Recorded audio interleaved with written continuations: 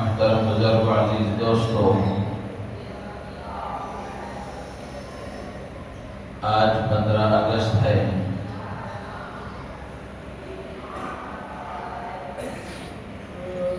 ہمارے ملک میں 2 دن قومی دن کے طور پر منائے جاتے ہیں۔ ایک 15 اگست اور دوسرا 26 جنوری۔ یہ دونوں دن بڑی اہمیت کے ساتھ ملک کے تمام باشندے، ملک میں بسنے والے رہنے والے تمام افراد قومی دن کے طور پر ان 2 دنوں کو مناتے ہیں۔ 15 اگست کو قومی دن اس لیے منایا جاتا ہے کہ 15 اگست 1947 کو ہمارا ملک ظالم و جابر انگریز کے قبضے سے آزاد ہوا اور ملک کے باشندوں کو 15 اگست کو آزادی ملی۔ اس لیے 15 اگست کو قومی دن کے طور پر، یوم آزادی کے طور پر ملک کے تمام باشندے خوشی مناتے ہیں۔ اور دوسرا دن 26 جنوری کا، 26 جنوری کو ہمارے ملک کا دستور ملک میں نافذ کیا گیا۔ اس سے پہلے انگریز کا بنایا ہوا قانون پورے ملک میں لاگو تھا، چلتا تھا۔ تو 26 جنوری کو ہمارے ملک کا قانون پورے ملک میں نافذ کیا گیا، انگریز کے بنائے ہوئے قانون کو ہٹایا گیا۔ تو اس کی خوشی کے موقع پر یوم جمہوریہ کے طور پر پورے ملک میں خوشی منائی جاتی ہے۔ تو چونکہ آج 15 اگست ہے، اس لیے آزادی سے متعلق ہی کچھ باتیں آپ حضرات کے سامنے عرض کی جائیں گی۔ میں اپنی بات کو 4 حصوں میں تقسیم کر کے بیان کروں گا۔ سب سے پہلا تو ہمارے ملک کا تعارف کہ جس ملک میں ہم رہتے ہیں یہ ملک کا تعارف کیا ہے، اور دوسرا حصہ میری گفتگو کا یہ ہوگا کہ ہمارے ملک میں انگریزوں کی آمد کب سے ہوئی اور انگریز کیسے ہمارے ملک میں داخل ہوئے، پھر اس کے بعد ان کا قبضہ کیسے ہوا، پھر اس کے بعد میں ملک کی آزادی کے لیے جو کوششیں کی گئی اس سے متعلق کچھ باتیں عرض کی جائیں گی۔ اور تیسرا حصہ گفتگو کا یہ ہوگا کہ آزادی کے بعد ملک کے حالات کیا تھے اور مسلمانوں کی حکمت عملی اس وقت میں کیا رہی۔ اور چوتھا حصہ گفتگو کا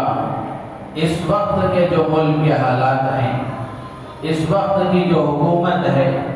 اور اس وقت میں جو حالات پورے ملک میں چل رہے ہیں، بنائے گئے، اور آئندہ کے جو اندیشے اور خدشات ہیں اس سے متعلق کچھ باتیں عرض کی جائیں گی۔ اللہ تعالیٰ سے دعا ہے اللہ تعالیٰ ہم سب کو صحیح کہنے، صحیح سننے اور پھر اس کے مطابق عمل کرنے کی توفیق عطا فرمائے۔ سب سے پہلی بات یہ ہے کہ جس ملک میں ہم رہتے اور بستے ہیں یہ ہمارا ملک بھارت کہلاتا ہے۔ اس کے اور بھی نام ہیں، ہندوستان اس کو کہا جاتا ہے، انڈیا اس کو کہا جاتا ہے، اور دوسری زبانوں میں بھارت دیشم کہا جاتا ہے۔ تو اس کے مختلف نام ہیں، اور ہمارا یہ ملک جنوبی ایشیا میں ایک بڑی اہمیت کا حامل ملک ہے، اور ہمارا یہ ملک بڑا وسیع و عریض اور بہت بڑا تھا، جس میں برما،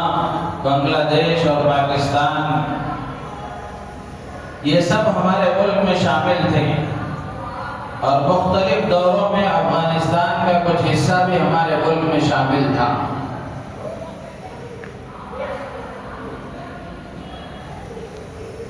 1937 میں برما ہمارے ملک سے الگ ہوا، پھر اس کے بعد 1947 میں پاکستان ہمارے ملک سے الگ ہوا، پھر اس کے بعد 1971 میں پاکستان سے بنگلہ دیش الگ ہوا۔ اس طرح پورے ملک کے ٹکڑے ٹکڑے ہو گئے۔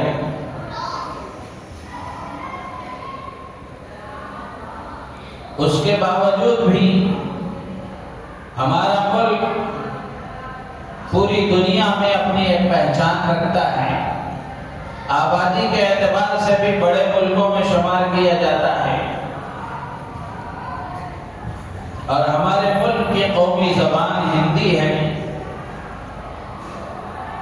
اور ہمارے ملک کا قومی پرچم، قومی ترنگا 3 رنگ والا ہے، اور ہمارے ملک کے طول و عرض میں مختلف سمندر اور مختلف ندیاں لگتی ہیں، اور سرحدوں میں بہت سارے ممالک ہمارے ملک سے لگے ہوئے ہیں۔ تو اس طرح جس ملک میں میں اور آپ زندگی گزار رہے ہیں، یہ ایک بڑا عظیم الشان ملک ہے، تاریخی اعتبار سے بھی، اور حدیث میں اللہ کے نبی علیہ السلام نے بھی اس کا تذکرہ فرمایا ہے۔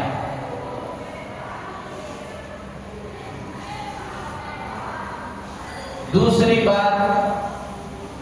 کہ انگریز ہمارے ملک میں کب آئے اور انگریز کی آمد ہمارے ملک میں کب ہوئی؟ سب سے پہلے تو یہ بات اچھی طرح ذہن میں رکھنی چاہیے کہ آزادی کی جو جنگیں لڑی گئی، آزادی کی جو تاریخ ہے، اس تاریخ کے بارے میں لوگوں کے درمیان جو باتیں مشہور ہیں اور لوگوں کو جو پڑھایا جا رہا ہے، سکھایا جا رہا ہے، وہ یہ کہ آزادی کی جو کوششیں ہیں وہ 1857 سے شروع ہوئی، جبکہ حقیقت یہ ہے کہ 1857 سے بھی پہلے کئی سو سال پہلے سے آزادی کی کوششیں شروع ہو چکی ہیں۔ لکھا ہے کتابوں میں کہ 1490 میں سب سے پہلے یورپ کے علاقے پرتگال کے ایک ملاح اور کشتی چلانے والے کے سہارے سے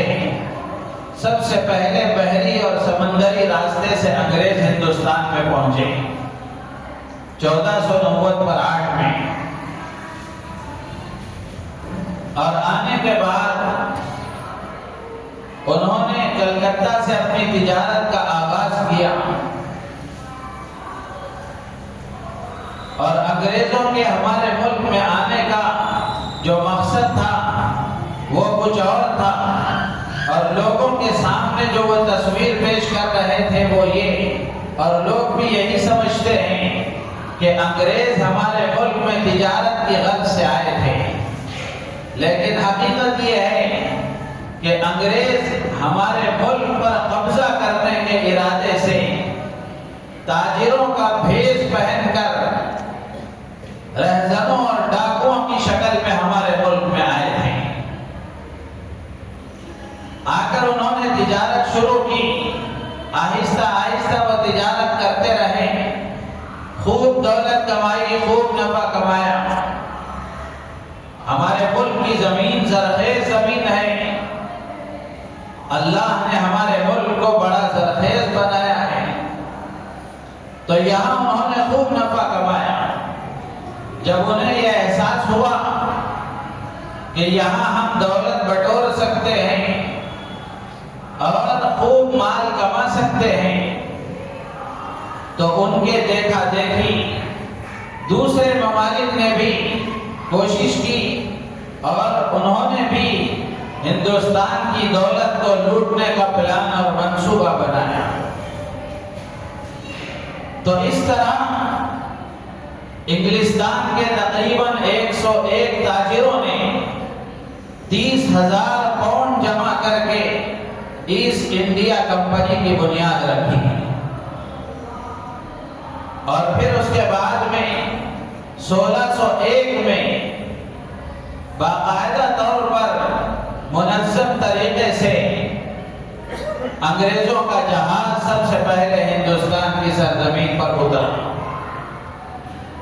تو اس طرح انہوں نے ایسٹ انڈیا کمپنی کی بنیاد رکھی، اور وہ تجارت کے نام پر ملک میں اپنے فوجی نظام کو اور اپنی فوجی طاقتوں کو مضبوط کرنے لگے، مال کی آڑ میں ہتھیار جمع کرنے لگے، اور ملازموں کی آڑ میں فوجیوں کو تیار کرنے لگے۔ تو اس طرح پورے ملک میں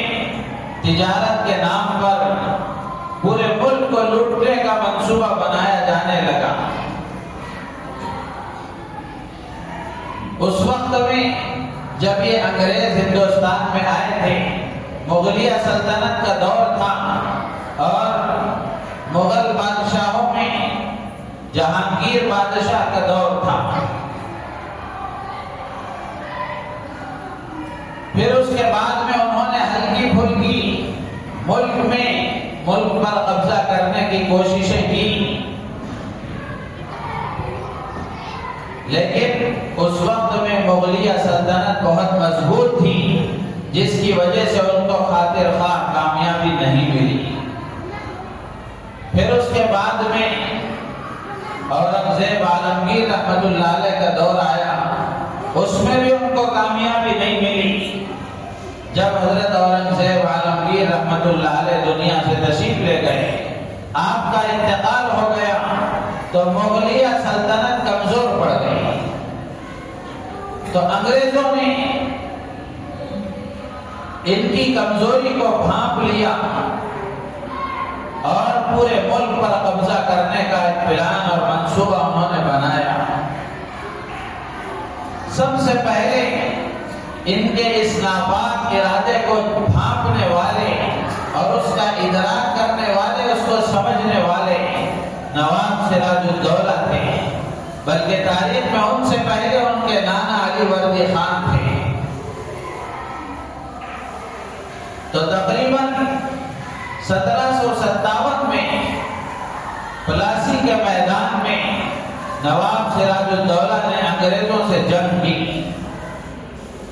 اور پھر 1757 میں نواب سراج الدولہ نے جام شہادت نوش کی، وہ شہید ہو گئے۔ پھر اس کے بعد آزادی کی کوششیں چلتی رہی۔ شیر میسور حضرت ٹیپو سلطان شہید رحمت اللہ علیہ نے اس کو بھانپ لیا،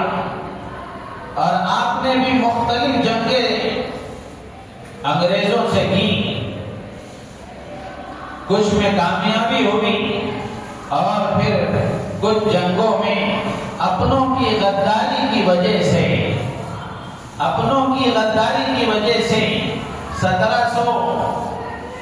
تقریباً 1799 میں 1799 میں حضرت ٹیپو سلطان شہید رحمت اللہ علیہ سری لنکا پٹن کے میدان میں انگریزوں سے لڑتے ہوئے شہید ہو گئے۔ ملک کی آزادی کے لیے اور ملک کو غلامی سے بچانے کے لیے، ملک کے باشندوں کو غلامی کے چنگل سے نکالنے کے لیے انگریزوں سے لڑتے ہوئے 1799 میں حضرت فتح علی خان ٹیپو سلطان شہید رحمت اللہ علیہ نے جام شہادت نوش فرمایا۔ میرے عزیز و دوست بزرگوں، حضرت ٹیپو سلطان شہید رحمت اللہ علیہ کے چہرے پر اللہ نے ایسا رعب عطا فرمایا تھا کہ انگریز ان سے کانپتا تھا، اور جب تک حضرت ٹیپو سلطان شہید رحمت اللہ علیہ حیات تھے، موجود تھے، اس وقت تک کسی انگریز کو یہ ہمت نہیں ہوئی کہ وہ یہ کہہ سکے کہ ہم ہندوستان پر قبضہ کر سکیں گے۔ لیکن اپنوں کی غداری کی وجہ سے، میر ساجد کی غداری کی وجہ سے حضرت ٹیپو سلطان شہید رحمت اللہ علیہ شہید ہو گئے۔ جب آپ دنیا سے رخصت ہو گئے، آپ کی لاش پڑی ہوئی تھی، انگریز حضرت ٹیپو سلطان شہید رحمت اللہ علیہ کی لاش کے قریب جانے کے لیے بھی تیار نہیں تھا، اس لیے کہ اللہ نے ایسا رعب عطا فرمایا تھا۔ ان کو خدشہ تھا کہ کہیں اور کچھ رمق باقی ہو اور کہیں وہ ہم پر حملہ نہ کر دے، اس لیے دور ہی کھڑے ہو کر یہ یقین کرتے رہے کہ وہ دنیا سے رخصت ہو چکے ہیں، جام شہادت نوش کر چکے ہیں۔ جب ان کو یقین ہو گیا کہ حضرت ٹیپو سلطان شہید رحمت اللہ علیہ دنیا سے رخصت ہو گئے ہیں، تو اس وقت میں انگریز نے کہا تھا کہ اب ہندوستان ہمارا ہے۔ اس سے پہلے کسی کو یہ ہمت نہیں تھی کہنے کی کہ ہندوستان ہمارا ہے۔ ایسے جانباز اور ملک کے وفادار بادشاہ ٹیپو سلطان شہید رحمت اللہ علیہ، جنہوں نے ملک کی آزادی کے لیے اپنی جان کا نذرانہ پیش کیا، آج کچھ بدقسمت اور بدباطن لوگ حضرت ٹیپو سلطان شہید رحمت اللہ علیہ کی شان میں گستاخی کرتے ہیں اور ان کی تاریخ کو توڑ مڑوڑ کر پیش کرنے کی کوشش کرتے ہیں۔ افسوس کی بات یہ ہے کہ ایسے لوگوں کو حکومت کی سرپرستی حاصل ہے، جبکہ ان کی تاریخ ملک سے وفاداری کی اور ملک کی ترقی کی، ملک کو غلامی سے آزاد کرانے کی اور ملک کے باشندوں کو غلامی سے نکالنے کی اور اس کے لیے اپنے جان کا نذرانہ پیش کرنے کی تھی۔ ان کی تاریخ کو توڑ مڑوڑ کر پیش کیا گیا۔ مسلمانوں کو تو کم سے کم اپنے ان بادشاہوں کی تاریخ کو جاننا چاہیے، پہچاننا چاہیے، معلوم کرنا چاہیے۔ لیکن آج اسکولوں میں جو کچھ پڑھایا جا رہا ہے اور ہماری جو نئی نسل ہے، یہ نئی نسل جو کچھ پڑھ رہی ہے، اس کی روشنی میں یہ بات یقین کے ساتھ کہی جا سکتی ہے کہ ہماری نئی نسل آزادی کی صحیح تاریخ نہیں جانتی۔ صحیح تاریخ کو تاریخ کی کتابوں سے ہٹایا جا رہا ہے۔ حضرت ٹیپو سلطان شہید رحمت اللہ علیہ کی تاریخ کو بھی مسخ کر دیا گیا، بلکہ اب ان کی تاریخ کو ہٹانے کی کوشش کی جا رہی ہے یا پھر ہٹا دیا گیا ہے۔ تو حضرت ٹیپو سلطان شہید رحمت اللہ علیہ 1799 میں شہید ہو گئے۔ اس کے بعد انگریزوں نے پوری ہمت کے ساتھ ملک میں اپنے قدم جمانے اور بسانے شروع کیے اور ظلم و جبروت کا سارا معاملہ پیش کیا، اور 1803 میں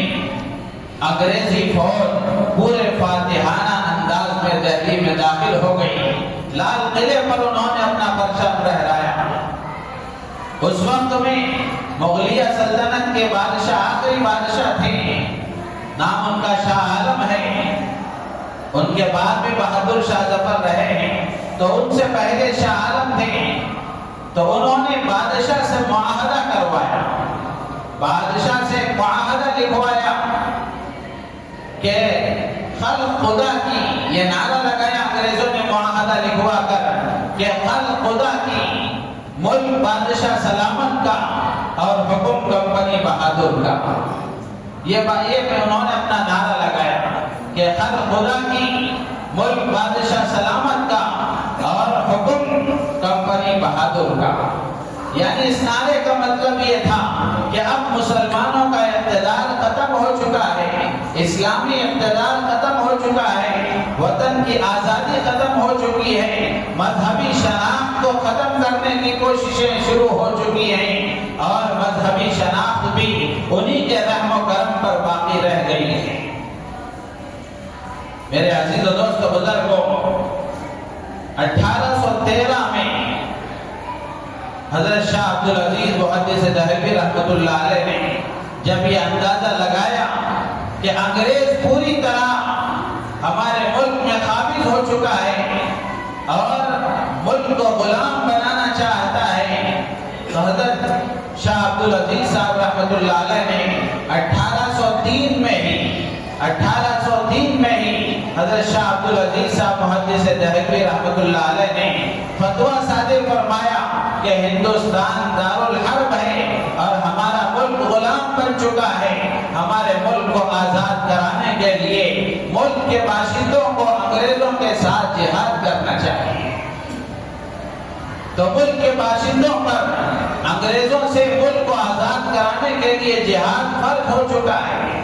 تو حضرت شاہ عبدالعزیز صاحب محدث دہلوی رحمۃ اللہ علیہ نے بڑی بے باکی اور جرأت کے ساتھ فتویٰ صادر فرمایا۔ اس وقت میں انگریزوں کے خلاف فتویٰ صادر کرنا اور انگریزوں کے خلاف کوئی بات کہنا کوئی آسان کام نہیں تھا، لیکن حضرت شاہ عبدالعزیز صاحب محدث دہلوی رحمۃ اللہ علیہ نے یہ فتویٰ صادر فرمایا۔ اس کے نتیجے میں پورے ملک میں کوششیں شروع ہوئی اور بڑے بڑے علماء کی روشنی میں، بڑے بڑے علماء کی جماعت میں مشورہ ہوا اور ایک جماعت بنائی گئی کہ پورے ملک میں یہ جماعت جائے اور پورے ملک میں دینی بیداری بھی پیدا کرے اور اس کے ساتھ ساتھ ملک کی عوام میں انقلاب کا جذبہ پیدا کرے اور آزادی کے لیے قربانی دینے کا جذبہ پیدا کرے۔ تو تقریباً 1818 میں سید احمد شہید رحمۃ اللہ علیہ اور شاہ اسماعیل شہید رحمۃ اللہ علیہ کی قیادت میں ایک جماعت نے پورے ملک کا دورہ کیا، پورے ملک کا دورہ کیا اور پورے ملک میں گلی گلی شہر شہر گھوم کر مسلمانوں اور غیر مسلموں سب کے درمیان میں جا کر سید احمد شہید رحمۃ اللہ علیہ اور شاہ اسماعیل شہید رحمۃ اللہ علیہ نے یہ بتایا اور یہ سنایا کہ ہمارا ملک غلام ہو چکا ہے، ملک کے باشندوں کو غلام بنانے کی پوری کوششیں ہو چکی ہیں اور پلان اور منصوبہ بنایا جا چکا ہے، تو اس کے لیے ملک کو آزاد کرانے کے لیے جد و جہد اور کوشش کرنی ضروری ہے۔ تو پورے ملک میں یہ کوششیں ہوئی اور یہ بات پھیلائی گئی۔ تو تقریباً 1831 تک، 1818 سے 1831 تک سید احمد شہید رحمۃ اللہ علیہ اور شاہ اسماعیل شہید رحمۃ اللہ علیہ نے پورے ملک کا دورہ کر کے لوگوں کے درمیان میں بیداری پیدا کی۔ بالآخر 1831 میں بالا کوٹ کے میدان میں حضرت سید احمد شہید رحمۃ اللہ علیہ اور شاہ اسماعیل شہید رحمۃ اللہ علیہ نے جام شہادت نوش فرمایا، اپنے ساتھ اپنے ساتھیوں کے ساتھ وہ شہید ہوئے ملک کی آزادی کے لیے۔ جب حضرت سید احمد شہید رحمۃ اللہ علیہ، شاہ اسماعیل شہید رحمۃ اللہ علیہ شہید ہو گئے تو لوگوں کے حوصلے کچھ پست ہو گئے اور آزادی کی جو کوششیں تھیں وہ ذرا مدھم پڑ گئی، لیکن ختم نہیں ہوئی۔ بالآخر اس وقت میں علماء نے، اکابرین نے اس آزادی کی چنگاری کو باقی رکھنے کی کوشش کی اور آزادی کی جو کوششیں تھیں ان کو جاری رکھنے کی کوشش کی اور آزادی کی جو امید اور اس کے لیے جد و جہد کرنے کی جو کوششیں حضرت سید احمد شہید اور شاہ اسماعیل شہید رحمۃ اللہ علیہ نے پورے ملک میں نے دورہ کر کر کے لوگوں کے اندر پیدا کی تھی، اس کو سنبھالنے کی کوشش کی، اس کو بچانے کی کوشش کی۔ بالآخر 1857 کا موقع آیا۔ اب یہ 1857 یہ وہ وقت ہے جس وقت میں ملک کے تمام باشندوں نے کوششیں کی ہیں۔ اس سے پہلے صرف مسلمانوں نے ہی کوشش کی، اور اس سے پہلے آزادی کے لیے جتنی کوششیں ہوئی وہ ساری کوششیں مسلمانوں نے اور بالخصوص امت کے علماء نے کوششیں کی، قربانیاں دی ہیں، اپنے جانوں کا نذرانہ پیش کیا ہے۔ تو میرے عزیز و دوست بزرگوں، 1857 میں پھر اس کے بعد مشترکہ طور پر جدوجہد شروع ہوئی اور کوششیں کی گئیں۔ پھر اس کے بعد میں دہلی پر جب انگریزوں نے قبضہ کیا تو دہلی پر قبضہ کرنے کے بعد میں تقریباً 27,000 افراد کو پھانسی دی گئی، 27,000 افراد کو پھانسی دی گئی۔ اور اس سے آگے بڑھ کر ایک ہندو مورخ ہے، وہ لکھتا ہے کہ ایک اندازے کے مطابق 1857 میں تقریباً 5 لاکھ مسلمانوں کو پھانسیاں دی گئی۔ میرے عزیز و دوست بزرگوں، یہ کوششیں اور یہ جان کے نذرانے کیوں دیے گئے؟ وہ اس لیے تاکہ ہمارا ملک آزاد ہو اور ملک کے باشندے آزادی کے ساتھ زندگی بسر کریں۔ لیکن اس وقت میں انگریز چونکہ پورے طور پر قابض ہو چکا تھا اور جگہ جگہ پر انگریز کا ظلم عام تھا۔ اس وقت میں انگریز نے مسلمانوں کے ساتھ جو سلوک کیا، زمین پر لٹا کر آرے سے چیر دیا جاتا تھا، سور کی چربی بدن پر لگا کر تندوروں میں پھینک دیا جاتا تھا، اور توپوں کے منہ پر رکھ کر کے گولیاں چلائی جاتی تھی، جس کی وجہ سے جسم کے فرقچے اڑ جایا کرتے تھے۔ تو ظلم کی ایسی داستان انگریز نے رقم کی ہے، خود انگریزی مورخین نے خود لکھا ہے۔ جو انگریز تاریخ دان ہے اور تاریخ کے لکھنے والے ہیں، انہوں نے خود لکھا ہے، اعتراف کیا ہے کہ ہم نے کیا کیا کیا ہے۔ پھر اس کے بعد میں کوششیں ہوئی۔ 1919 میں جمعیت علماء کا قیام عمل میں آیا، پھر اس کے بعد دارالعلوم کا قیام عمل میں آیا، پھر اس کے بعد میں کوششیں کی گئیں، اکابرین نے قربانیاں دی، اللہ والے دنیا سے رخصت ہوئے، شہید ہوئے، مسلمانوں کی ایک بڑی تعداد شہید ہوئی، اور ملک کے برادران نے بھی اس میں برابر کا حصہ لیا، جس کے نتیجے میں 15 اگست 1947 کو ملک آزاد ہوا۔ تو میرے عزیز و دوست بزرگوں، آزادی یوں ہی تشت میں سجا کر نہیں دی گئی، بلکہ خون کی ریالیاں کھیلی گئی اور خون کی ندیاں بہائی گئی، جانوں کے نذرانے پیش کیے گئے، انسانوں نے قربانیاں دی، جس کے نتیجے میں ہمارا ملک آزاد ہوا۔ تو آج کا یہ دن ان مجاہدین کو خراج عقیدت پیش کرنے کا دن ہے، ان کی قربانیوں کو یاد کرنے کا دن ہے، اور ان کی کوششوں کو سراہنے کا دن ہے کہ آج کے دن ہم ان کی قربانیوں کو یاد کریں اور ان کو خراج عقیدت پیش کریں۔ تو اس طرح قربانیاں دی گئیں، مسلمانوں نے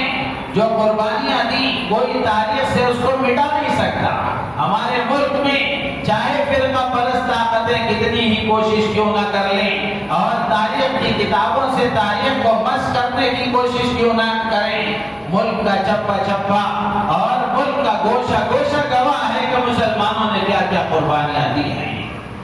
اور خود انگریز تاریخ لکھنے والوں نے، انگریزوں نے اپنی اپنی کتابوں میں تاریخیں لکھی ہیں، ان کو تو کوئی مٹا نہیں سکتا۔ تو میرے عزیز و دوست بزرگوں، اس طرح یہ مختصر تاریخ تھی، ورنہ تو بڑی کتابوں میں تفصیل کے ساتھ ہے۔ مسلمانوں کو اس تاریخ کو پڑھنا چاہیے، اس کو جاننا چاہیے، معلوم کرنا چاہیے کہ ہمارے ملک کی آزادی کے لیے ہماری کیا قربانیاں ہیں۔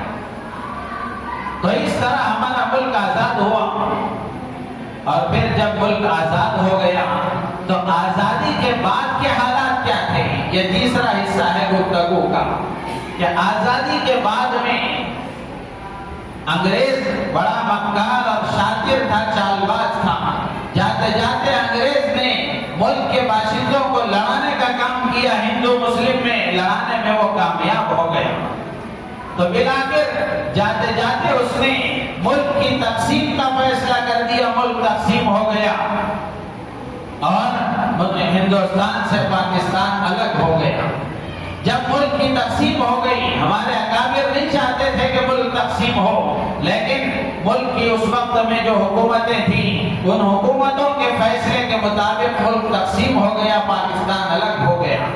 تو جیسے ہی پاکستان الگ ہوا، ملک میں موجود جو فرقہ پرست لوگ تھے ان کی طرف سے آوازیں اٹھنے لگی کہ مسلمانوں کو ان کے مذہب کے نام پر جب ایک ملک الگ دے دیا گیا تو اب یہ ملک ہندو راج ہونا چاہیے، ہندو اسٹیٹ بننا چاہیے، یہاں کا دستور ہندوؤں کے مطابق ہونا چاہیے، اس لیے کہ ملک کا ایک حصہ جب ان کو مذہب کے نام پر دے دیا گیا ہے تو یہ ملک ہمارا ہونا چاہیے۔ میرے عزیز دوستو بزرگوں، ہندوستان کی آزادی کے بعد میں جو سب سے بڑا مسئلہ تھا وہ ملک کے دستور کا تھا کہ ملک کا دستور کیسا ہونا چاہیے۔ تو اس وقت میں ہمارے جمعیت علماء کے اکابرین نے حضرت مولانا حفظ الرحمان سہواروی رحمۃ اللہ علیہ اور اس وقت کے اور اکابر نے پوری کوششیں کی، اور اس وقت کی جو سرکار کانگریس کی حکومت تھی، حکومت کے باشندوں سے باقاعدہ یہ یقین دہانی کرائی اور یہ باتیں لکھوائی تحریری شکل میں کہ ملک آزاد ہوگا۔ جب آخر میں ملک کی آزادی کے امکانات بڑھنے لگے تو اس وقت سے ہی ہمارے اکابرین نے ان سے یقین دہانی کراتے رہے اور ان کو یہ باور کراتے رہے اور یہ ان سے عہد لیتے رہے کہ ملک کا قانون جب بنایا جائے گا تو دستور سیکولر بنایا جائے گا، سیکولر قانون بنایا جائے گا۔ تو بالآخر ملک آزاد ہوا، پھر اس کے بعد ملک کے قانون بنانے کی کوششیں ہوئی۔ تو اس وقت میں ہمارے اکابر نے پوری کوشش کی اور پورے طریقے سے جد و جہد کی، جس کے نتیجے میں آج جو ہمارا قانون سیکولر ہے اور آزاد ہے، وہ اسی لیے جمہوری ہے، وہ اسی لیے ہے کہ ہمارے اکابر نے اس وقت میں کوششیں کی تھی۔ بالخصوص جمعیت علماء کے اکابر کا بڑا حصہ اس میں رہا ہے، اور اس میں بھی حضرت مولانا حفظ الرحمان صاحب سہواروی رحمۃ اللہ علیہ جنہوں نے بڑی کوششیں کی۔ تو میرے عزیز و دوست بزرگوں، ملک کا قانون جو بنایا گیا یہ سیکولر بنایا گیا۔ اس وقت میں کچھ لوگوں کی طرف سے آوازیں اٹھی اور اس وقت میں بہت ساری نفرت کے سارے کام کیے گئے، فسادات بھی ہوئے، سب کچھ ہوئے، لیکن اس کے باوجود ہمارے اکابر نے ان کو اپنے وعدے کی یقین دہانی کرائی، اور اس وقت میں ان لوگوں نے اپنے وعدے کے مطابق قانون بنایا تو سیکولر بنایا۔ تو ملک کا قانون سیکولر قانون بنا۔ تو یہ سیکولر قانون کا مطلب کیا ہوا کہ ملک میں بسنے والا ہر فرد اور ہر شہری اپنے مذہب کے اعتبار سے آزاد ہے، اس کے مال کو تحفظ ہے، اس کی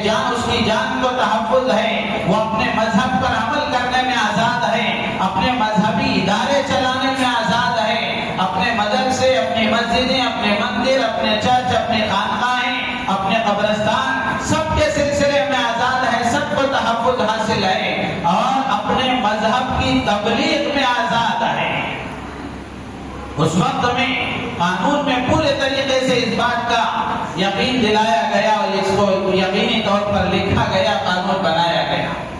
لیکن میرے عزیز و دوستو بزرگوں، اس وقت کی ملک کی جو صورتحال ہے، ملک کو آزاد ہوئے 80 سال کے قریب ہو رہے ہیں، تو اس وقت میں اب ہم اپنے ملک کا جائزہ لے کر کے دیکھیں کہ کیا ہم واقعی آزاد ہیں، کیا ہم واقعی آزاد ہیں، اور ان مجاہدین آزادی نے جن بنیادوں پر قربانی دی تھی اور ملک کو آزاد کرا کر کے ملک کے شہریوں کو راحت کی سانس دلانے کی کوشش کی تھی، کیا آج وہ راحت کی سانس ہم ملک میں لے رہے ہیں؟ میرے عزیز دوست بزرگوں، جس قانون کو سیکولر بنایا گیا تھا اور جس میں اقلیتوں کو اس بات کا یقین دلایا گیا تھا کہ تمہارے مذہبی ادارے، تمہارے مذہبی شناخت اور تمہاری مذہبی پہچان، تمہارے اوقافی جائیداد، یہ سب کو तहफ़्फ़ुज़ हासिल होगा, तुम्हारी जान तुम्हारे माल को तहफ़्फ़ुज़ हासिल होगा। आज इस वक्त में मुल्क को आज़ाद हुए तकरीबन 80 साल के करीब हो रहे हैं, तो हम इस वक्त में जिस हालत में ज़िंदगी गुजार रहे हैं, हम देख रहे हैं कि बाकायदा सरकार की तरफ से ही इस बात की कोशिशें की जा रही हैं और अलग अलग तरीके से कानून बना करके कोशिशें की जा रही हैं हमारे मजहबी इदारों को ख़त्म करने की, मदारिस को, मसाजिद को, खानकाहों को, काफी जायदाद को हड़पने की कोशिशें की जा रही हैं। और मजहबी आज़ादी का जहाँ तक मामला है वो हमारे सामने है। मस्जिदें ढाई जा रही हैं, मदरसों पर बुलडोजर चलाए जा रहे हैं और इंसानों को खत्म करने मॉब लिंचिंग का सहारा लिया जा रहा है। मेरे अजीज दोस्तों बुजुर्गों, ऐसे मौके पर अब जरूरत है इस बात की कि मुल्क के तमाम बाशिंदों ने जिस तरह मिलकर के मुल्क को एक जालिम और जाबिर ताकत अंग्रेज से आजाद कराया था, इसी तरह इस वक्त जरूरत है इस बात की कि जिस तरह हमने आजादी के लिए कुर्बानियां दी थी, अब ऐसा महसूस होता है कि आजादी की हिफाजत के लिए भी कुर्बानियां देनी पड़ रही हैं। आजादी की हिफाजत के लिए भी कुर्बानियां देनी पड़ रही हैं। अगर इस वक्त में मुल्क के जितने भी सेकुलर मिजाज रखने वाले और जितने भी जमहूरी क़याम रखने वाले हैं, मुल्क के तमाम बाशिंदों की जिम्मेदारी बनती है कि इस मुल्क को जिस तरह हमारे बड़ों ने आजाद कराया था, इसी तरीके से हमें भी इस वक्त में अपने मुल्क को आजादी दिलाने की जरूरत है। बेरोजगारी से आजादी दिलाने की जरूरत है, भूखमरी से आजादी दिलाने की जरूरत है, गुर्बत से आजादी दिलाने की जरूरत है, महंगाई से और आजादी दिलाने की जरूरत है, मजहबी मुनाफरत से और आजादी दिलाने की जरूरत है, बदअमनी से और आजादी दिलाने की जरूरत है, करप्शन और बेईमानी से। इस वक्त इन चीजों की जरूरत है। मुल्क के हर बाशिंदे को होश के नाखून लेना चाहिए कि इस वक्त में मुल्क का हर बाशिंदा अपनी जिम्मेदारी को अदा करे। तो जहां ये बात है, तो जैसे ही आखिर में 2-3 बातें आज करके मैं अपनी बात खत्म करूंगा कि जैसे ही ये कौमी दिन आते हैं, ये तो हमारी तारीख है और उसके लिए जो कोशिशें हुई उनका तज़किरा है और उसी के साथ साथ हमारे अकाबिर ने जो ख्वाब देखे थे और उन ख्वाबों की ताबीर इस वक्त में क्या हो रही है और इस वक्त के मुल्क की जो हालत है वो हमने आपके सामने अर्ज की है। लेकिन बड़े अफसोस के साथ जो बात कहनी है वो ये है कि जैसे ही 15 अगस्त का दिन आता है या 26 जनवरी का दिन आता है, मुख्तलिफ जगहों पर प्रोग्राम किए जाते हैं, खुशी मनाई जाती है। यकीनन मनाई जानी चाहिए, यकीनन खुशी का इजहार किया जाना चाहिए, लेकिन स्कूलों में, कॉलेजों में और दूसरी जगहों में कुछ प्रोग्राम ऐसे किए जाते हैं जिसमें डांस कराए जाते हैं, लड़कियों को नचाया जाता है, लड़कों को नचाया जाता है। मेरे अजीज दोस्तों बुजुर्गों, मैं और स्कूलों और कॉलेजों की बात नहीं करता, जो मुस्लिम मैनेजमेंट स्कूल हैं उन स्कूल के जिम्मेदारों से आप हज़रात की वसातत से अर्ज करना चाहता हूँ कि क्या ये आज़ादी हमें इसलिए मिली थी कि हम अपनी बच्चियों को नचाएं? क्या ये आज़ादी हमें इसलिए मिली थी कि हम बेहयाई के मुजाहरे पेश करें? मेरे अजीज दोस्तों बुजुर्गों, उससे ज्यादा बेगैरती की बात यह है कि हमारे बच्चों के जो वालिदैन हैं, जब उनको पता है इस बात का कि हमारी बच्चियों को यहाँ नचाया जा रहा है, हमारे बच्चों को यहाँ बेहयाई के मनाज़िर दिखाए जा रहे हैं, तो माँ बाप भी खुशी खुशी उसको देख रहे हैं और माँ बाप भी उस पर खामोश हैं। कितने अफसोस की बात है। हमारे अकाबिर ने जो कुर्बानियां दी थी वो कुर्बानियां इसलिए दी थी ताकि हम अपने मुल्क में अपने मजहब के मुताबिक अमल करते हुए जिंदगी गुजारें, लेकिन हम उन कुर्बानियों का सिला हमारे अकाबिर और बुजुर्गों को और मुजाहिदीन को ये दे रहे हैं कि तुमने आजादी दिलाई इसलिए हम अपनी बच्चियों को नचा रहे हैं, अपने बच्चों को डांस करा रहे हैं।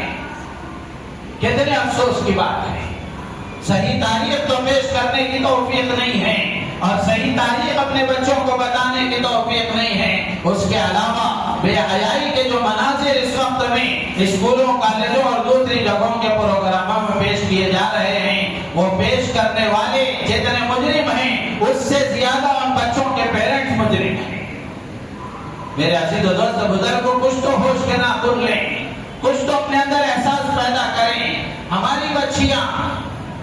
باحیا بچیاں، باوقار بچیاں، جن بچیوں کو اسکولوں کے پروگراموں میں نچایا جا رہا ہے، ان سے ڈانس کرایا جا رہا ہے، اس کی کہاں گنجائش ہے؟ اور کیا کوئی پروگرام آزادی کا ڈانس کرائے بغیر نہیں ہو سکتا؟ خوشی ڈانس کرائے بغیر نہیں منائی جا سکتی، ڈھول بجائے بغیر نہیں منائی جا سکتی، میوزک چلائے بغیر نہیں منائی جا سکتی۔ کتنے افسوس کی بات ہے۔ تو مسلم مینجمنٹ اسکول والوں سے بھی اور بالخصوص بچوں کے پیرنٹس سے ہماری درخواست ہے کہ جب ایسے پروگراموں کا موقع آئے اور بچوں کو یہ کہا جائے، بچیوں کو یہ کہا جائے کہ تمہیں ڈانس میں حصہ لینا ہے، تو بچوں کے ماں باپ کی ذمہ داری ہے کہ وہ صاف طریقے سے اس کا انکار کر دیں کہ ہم نے اپنے بچوں بچیوں کو آپ کی اسکولوں میں پڑھانے کے لیے بھیجا ہے، نچانے کے لیے نہیں بھیجا ہے، ڈانس کرانے کے لیے نہیں بھیجا ہے۔ اتنی غیرت تو ہمارے اندر ہونی چاہیے، اتنی زندگی تو ہمارے اندر ہونی چاہیے، اتنا احساس تو ہمارے اندر ہونا چاہیے۔ اور اس کے علاوہ ایسے موقعوں پر ملک کے تمام باشندوں کو، بالخصوص مسلمانوں کو، اپنے گھروں میں اور انفرادی طور پر بھی آزادی کی تاریخ کا مطالعہ کرنا چاہیے، آزادی کی تاریخ کو پڑھنا چاہیے، آزادی کی تاریخ کو سننا چاہیے۔ اللہ تعالیٰ سے دعا ہے اللہ تعالیٰ ہم سب کو ان باتوں پر عمل کی توفیق عطا فرمائے، ہماری نیتوں میں اخلاص پیدا فرمائے۔ آمین۔ وآخر دعوانا ان الحمد للہ رب العالمین۔